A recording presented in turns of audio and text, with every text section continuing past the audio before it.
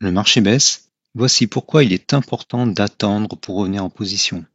Votre survie en tant que trader et la survie de votre portefeuille en dépendent.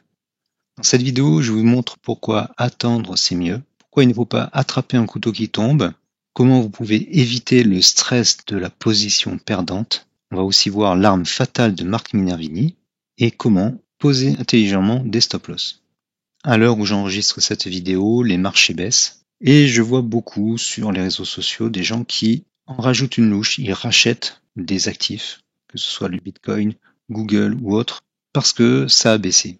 Mais c'est une mauvaise idée car elle se base sur l'espérance, l'espoir que les cours vont remonter. Alors dans le cas des altcoins, c'est pas le cas, ils ne remonteront pas. Dans le cas du Bitcoin, on peut se poser la question.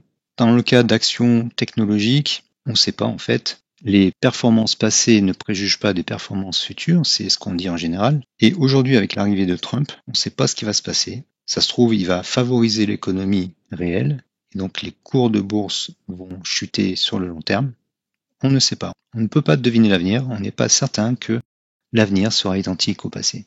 Donc quand vous achetez une action qui baisse, vous mettez une épine dans le pied. Pourquoi? Eh bien parce que en général, quand elle baisse, il y a ce qui s'appelle en bourse des tendances, des cycles, des phases, et les prix peuvent continuer de baisser un certain temps. Vous allez donc avoir une position ou une partie de votre position, celle que vous venez d'acheter, perdante. Et en bourse, en finance, en investissement, quand on perd, on est toujours en stress. Alors si vous voulez vivre stressé, libre à vous. Mais l'objectif d'un trader, c'est d'acheter avec la tendance, pas contre la tendance. Et d'avoir le moins de stress possible, parce que le stress fait faire n'importe quoi. Donc on n'achète pas un couteau qui tombe, c'est le fameux dicton en bourse. Et beaucoup de personnes le font en ce moment. À l'heure où vous écoutez cette vidéo, je l'ai enregistrée à l'avance, peut-être qu'il y aura un rebond. S'il y a un rebond, tant mieux. Mais les gens qui se plantent en bourse ne se vantent jamais. Et il y en a plein. Donc n'essayez pas d'attraper un couteau qui tombe. D'autre part, si vous perdez 30% en bourse, pour revenir à zéro, il vous faut gagner 42%. Si vous perdez 40%, il vous faut 66% de gain. Ça veut dire que vous mettez la barre encore plus haut. Même si vous voulez investir pour le long terme, achetez quand c'est le bon moment. Attendez, soyez patient. Si vous achetez n'importe quand, vous vous créez des situations intenables. Et Marc Minervini, le trader qui a battu plusieurs années de suite des records de gains sur les actions sans effet de levier, il a dépassé les 200% plusieurs années d'affilée, il a dit dans son bouquin phare, il a dit « c'est quand j'ai commencé à réduire mes pertes que j'ai commencé à gagner gros ». Donc entrez quand c'est pas le bon moment en bourse, vous génère des pertes potentielles, vous stresse, nuit à votre portefeuille et est contraire à l'enseignement d'un des meilleurs traders qui dit qu'il faut réduire les pertes. Alors comment on fait pour entrer au bon moment? Certains disent qu'ils ne comprennent pas qu'on puisse utiliser des indicateurs qui ont du retard pour trader. Mais les indicateurs, leur gros avantage, c'est qu'ils filtrent, ils gomment le bruit et ils permettent de déterminer des tendances et des phases. Vous pouvez regarder mes vidéos, et notamment la playlist dont le lien s'affiche en haut à droite. Je vous explique les différents concepts. Le plus important est la décomposition en phases que permet le FTA unique. Donc là, vous voyez, on a des phases, ça monte, ça baisse, ça remonte, ça rebaisse. Donc là, on est en tendance baissière. Les cours surfent en dessous de la 7. Le meilleur moment, c'est quand on n'a plus de vagues de dos baissière. Là, on a des plus bas de plus en plus bas, des plus hauts de plus en plus bas. Quand on n'a plus de vagues de dos baissière, ça veut dire que la chute est enrayée. Et les cours vont se mettre à passer de l'autre côté de la 7 qui va lui-même se retourner à la hausse, comme ici, comme ici. Les cours vont d'abord repasser au-dessus de la courbe supérieure de la 7 rouge, puis après vont commencer à surfer au-dessus de la 7 bleue, en tout cas dans la partie supérieure de la 7 bleue, et celui-ci va se mettre à monter. Ça sera le retournement de tendance. Pour que la chute soit enrayée, là vous voyez que on a chuté de tout ça, c'est comparable à cette situation-là, ça peut rebondir, oui, mais ça peut aussi continuer comme ça. Quand on aura des vagues de dos à nouveau haussières, c'est-à-dire là, de plus bas de plus en plus haut, de plus haut de plus en plus haut, on pourra dire que la chute est enrayée, que le momentum baissier s'épuise. On le voit aussi sur les FTA, ici sur le FTA unique. Accessoirement, le DAS orange aussi arrête de baisser, il se stabilise et il va repasser à un moment positif. Ça veut dire que la baisse est enrayée. On peut avoir une dérive latérale qui dure plus longtemps que ça. On peut avoir un V-corner, ça arrive, comme ici en fait.